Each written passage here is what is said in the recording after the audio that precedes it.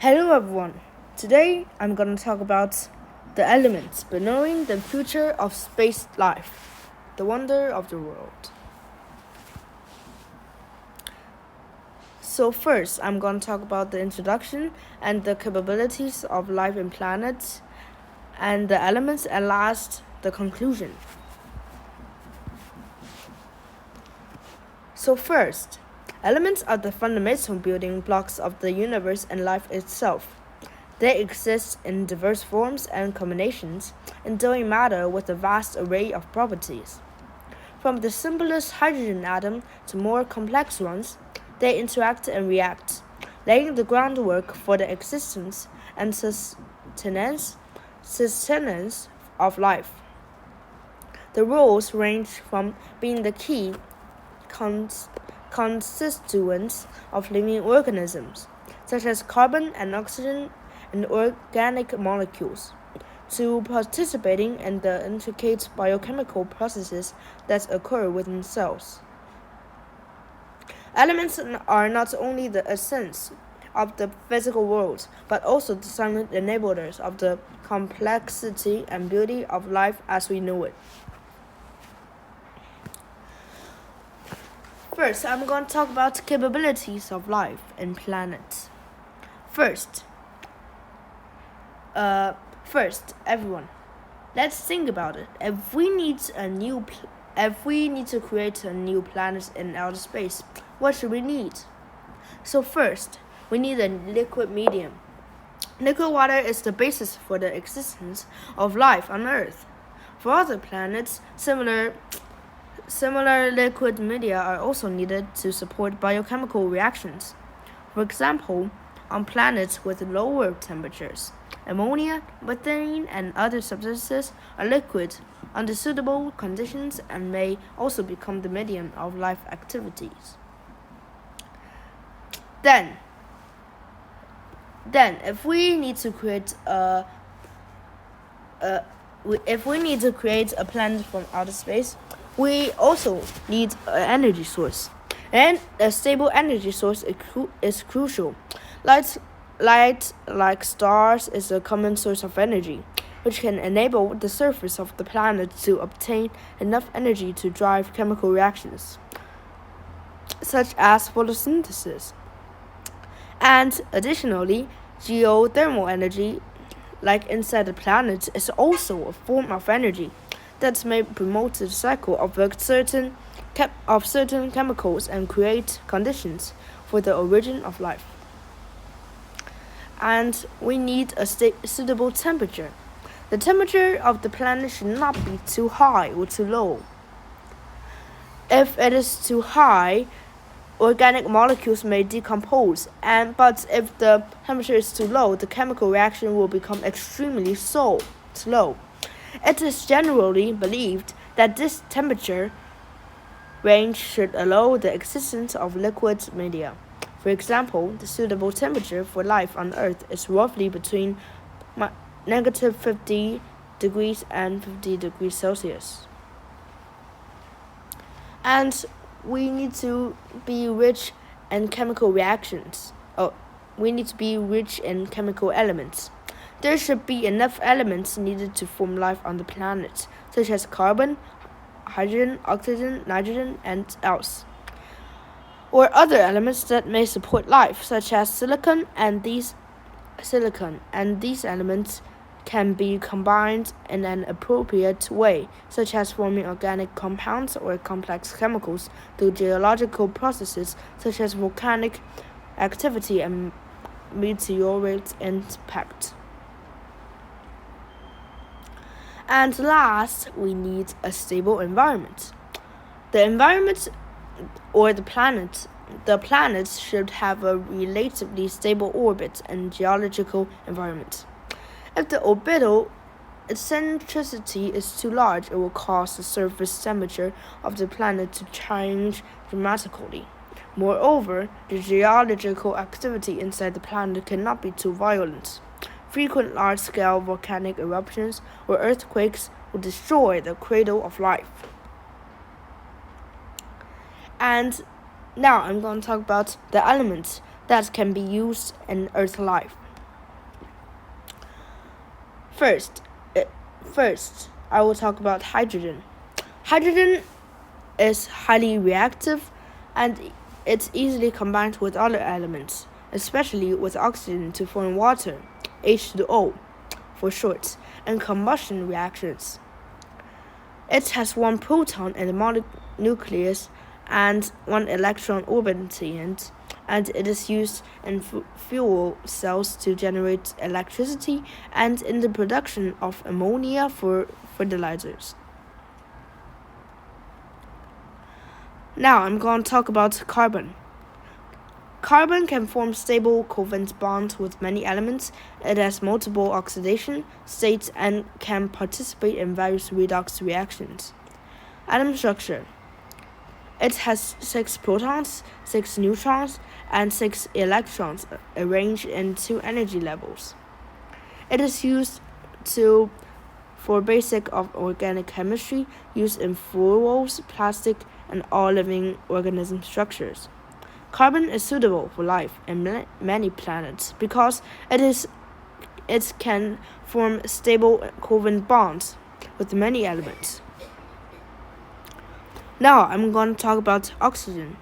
Oxygen is highly reactive, supports combustion, and is essential for respiration.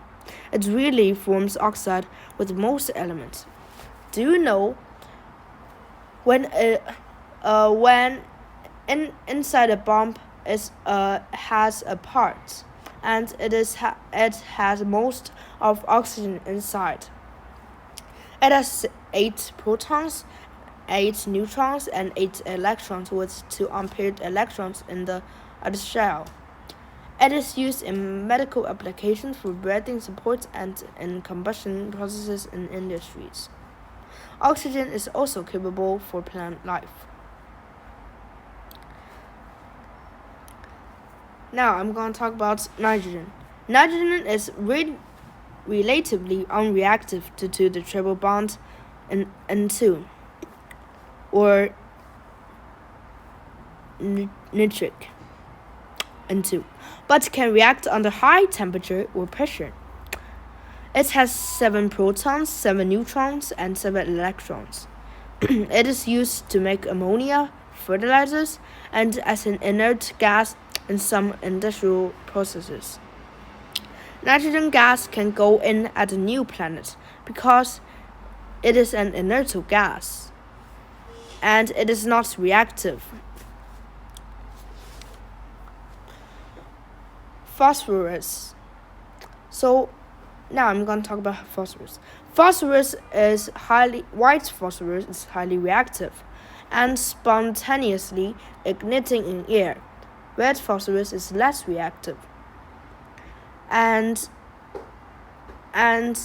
atomic number is 15 and nucleus has 15 protons, 50 electrons with electron config 1s2, 2s2, 2p6, 3s2, and 3p3. It is used key in fertilizers for plant growth and is used for mass production and used in some detergents and electronics for doping semiconductors.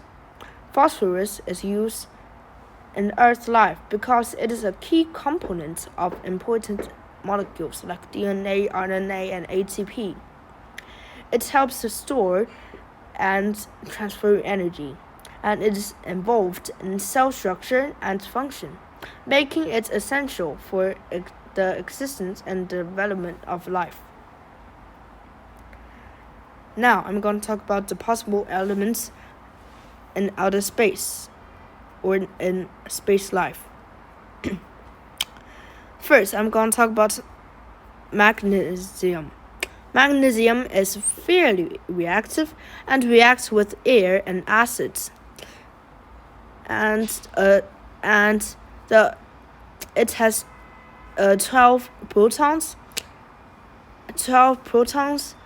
and electron config is 1s2, 2s2, 2p6, and 3s2. It is vital for life functions using alloys, flares, and fireworks. Magnesium is used in Earth's life because it is a cofactor for many enzymes, crucial for processes like DNA synthesis and energy production. It is also a component of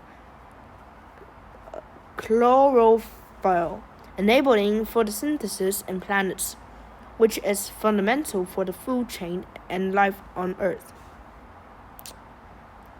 Now, I'm going to talk about this element, which is iron, on everyday life.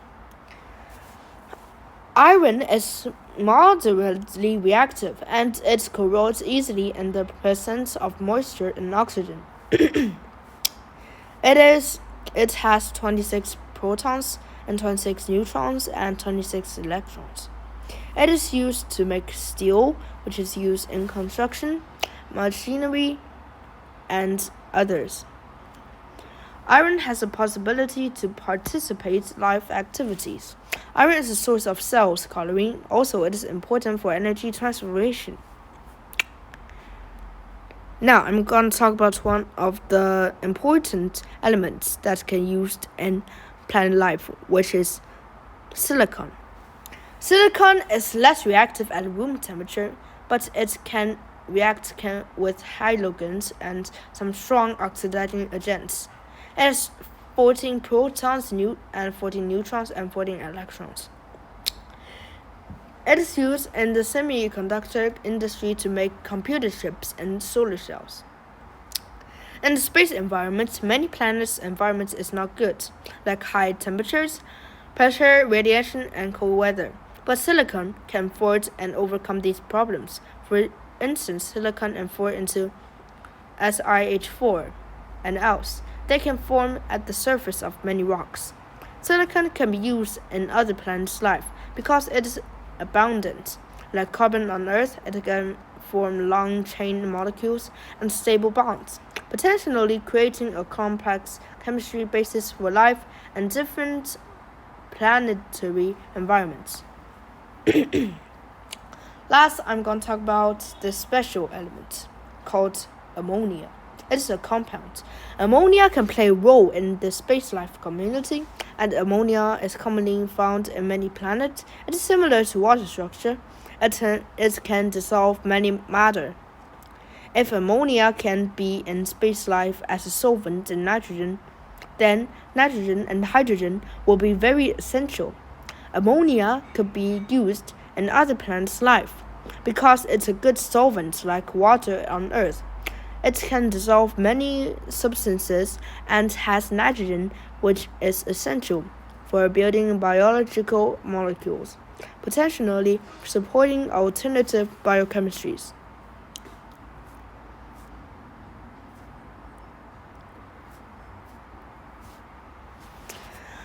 At last, elements are the foundation of matter and all substances.